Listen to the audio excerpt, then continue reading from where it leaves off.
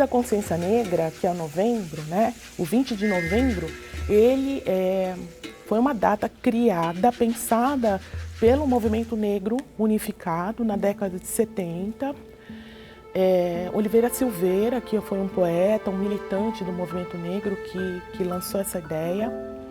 E também não é um mês de comemoração, mas é um mês de reflexão da luta de Zumbi dos Palmares, porque é uma data que marca a morte de Zumbi dos Palmares, que foi uma das maiores lideranças no país de resistência na luta antirracista, na luta contra a escravização de pessoas pretas.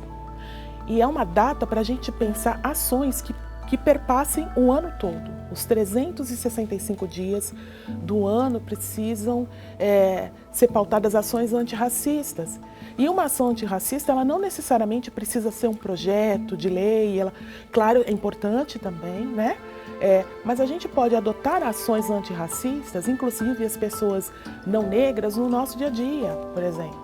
Bom, o Dia da Consciência Negra é um dia de reflexão, é um dia de mostrar para toda a sociedade a importância da gente considerar o racismo como um elemento estruturante dessa sociedade que a gente vive, né?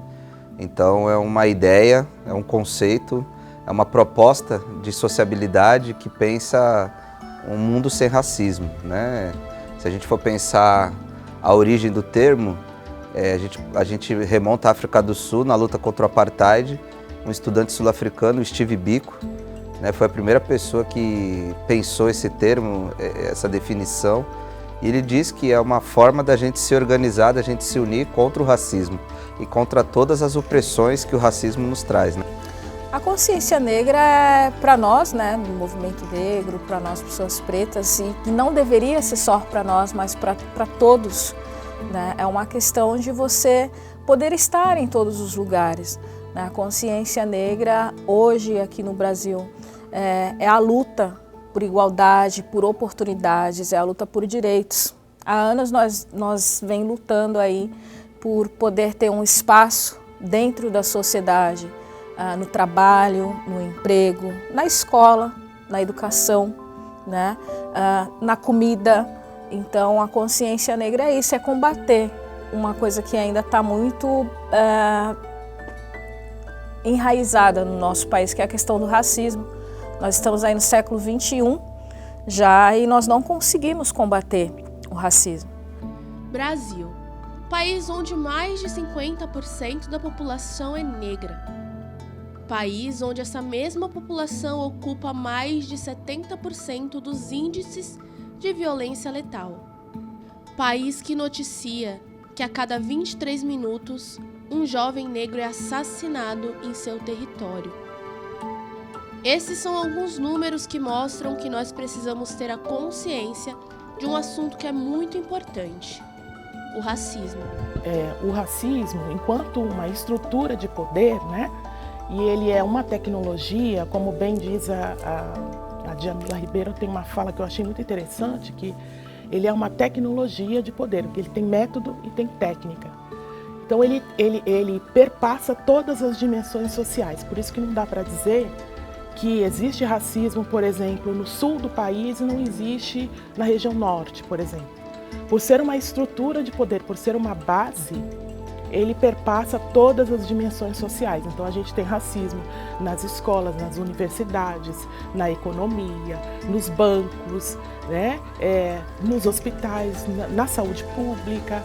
Então a gente vê racismo em todos os segmentos sociais. Por isso que a desconstrução ela precisa considerar também essas dimensões sociais que reverberam do ponto de vista subjetivo das pessoas pretas, né? E não pretas também. Porque a pessoa que discrimina a outra, né? A pessoa branca racista, a partir do momento em que ela desumaniza a pessoa preta, ela também está desumanizada.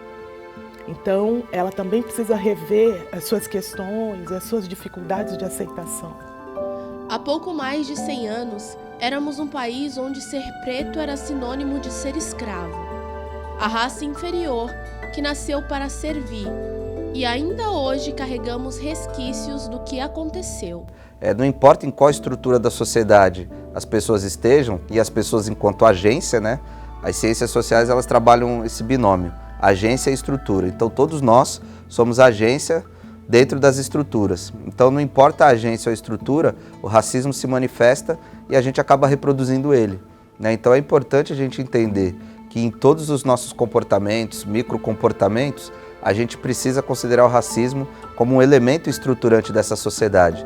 Existem outras classificações para o racismo, como o racismo institucional, o racismo estético, o racismo recreativo, né? Mas no racismo estrutural a gente consegue fazer uma análise um pouco mais holística, um pouco mais ampla de como ele interfere no nosso dia a dia. Então, por isso que o racismo estrutural é um termo que a gente está ouvindo muito nos últimos anos, né? Então, ou seja, ele é um elemento estruturante da sociedade. Em todas as estruturas, nós enquanto agência, nós enquanto seres humanos, a gente acaba reproduzindo o racismo. Na nossa família, no nosso trabalho, na forma como a gente estuda, na forma como a gente vê televisão, na forma como a gente pensa uma festa de um grupo de amigos. O racismo estrutural está lá presente, mostrando para a gente que na sociedade brasileira a desigualdade tem cor. Em 2020, em meio ao pico da pandemia do coronavírus, a imagem de um homem sendo brutalmente assassinado percorreu todos os continentes, dando origem ao movimento Vidas Pretas Importam e uma onda de protestos anti-racismo. Assim como George Floyd, homem que comoveu o mundo com a sua morte, existem tantos outros que morrem de forma anônima, apenas por sua cor de pele. Diariamente morrem Marias, Josés, Joanas, Pedros e tantos outros que têm a sua luta silenciada pelo racismo. Não dá mais para a gente ver no nosso país o número de pessoas pretas que são assassinadas nas mãos da segurança pública, da segurança que deveria nos defender. Não dá mais para a gente entrar num mercado, seja homem ou mulher, mas pelo simples fato de sermos negros, as pessoas ficarem atrás da gente o tempo todo. Não dá mais para a gente entrar numa universidade enquanto cotista e as pessoas ficarem apontando para nós o tempo todo que é eles que pagam a nossa faculdade porque nós somos pretos e nós estamos com esmola, né? Então, esses assuntos, essas temáticas, elas têm que ser discutidas diariamente. Não dá mais para ter uma lei que já vai fazer mais de 20 anos e essa lei não ser respeitada, que é a Lei 10.639, nas escolas. Desde do maternal até o ensino médio. Não dá mais para uma faculdade de medicina um aluno ser barrado na porta do elevador por um aluno branco e esse aluno branco falar para ele que ele não vai entrar porque ele é sujo, porque ele é negro. Então são essas questões que nós tentamos combater diariamente. E para isso as pessoas não negras precisam entender que o que elas estão fazendo é crime. E não dá mais para a justiça passar pano para o racista. Porque, infelizmente, a justiça brasileira, ela passa pano para o racista. Todos os dias, guarda-chuvas são confundidos com fuzis. Mochilas são revistadas sem motivos. E há uma perseguição que parece não ter fim. Nossas manchetes são tomadas pela violência contra o povo preto. E quando esse povo já não é visto por toda a marginalização, é ignorado. Por ser silencioso, né? Por ser uma tecnologia e por ser silencioso, a pessoa preta pode começar, por exemplo, a sentir uma sensação de não lugar, de não pertencimento, de não lugar, né? Questionar a sua capacidade profissional, sua capacidade técnica. Por quê? Porque todas as marcas, né, existe o tempo inteiro elementos que empurram essa pessoa para a condição de inferioridade. Então, quando você vai procurar um emprego, né, as pessoas vão te olhar de uma forma desconfiada. Será que essa pessoa realmente é capaz de ocupar esse lugar? Né? E isso começa a afetar as pessoas psicologicamente. Claro que não são todas as pessoas pretas que vão ter problemas emocionais, psicológicos, transtornos mentais decorrentes de racismo. Mas esse é um elemento que atravessa as dimensões sociais e subjetivas também de uma pessoa negra. E ela pode, muitas vezes, começar a um processo de não aceitação de si. Porque se ela não é aceita nos espaços, o que se tem, então, como elemento perturbador para essa pessoa, muitas vezes não sou aceita, então tem algum problema comigo. E aí, se o problema é comigo, eu preciso mudar. E aí eu quero clarear a pele, entende?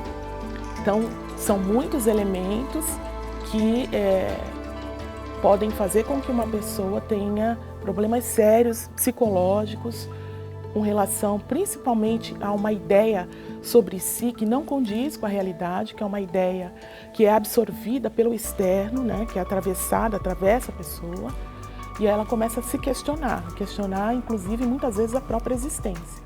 Na história, tivemos diversas personalidades que lutaram por seu lugar e fizeram da sua cor a sua causa.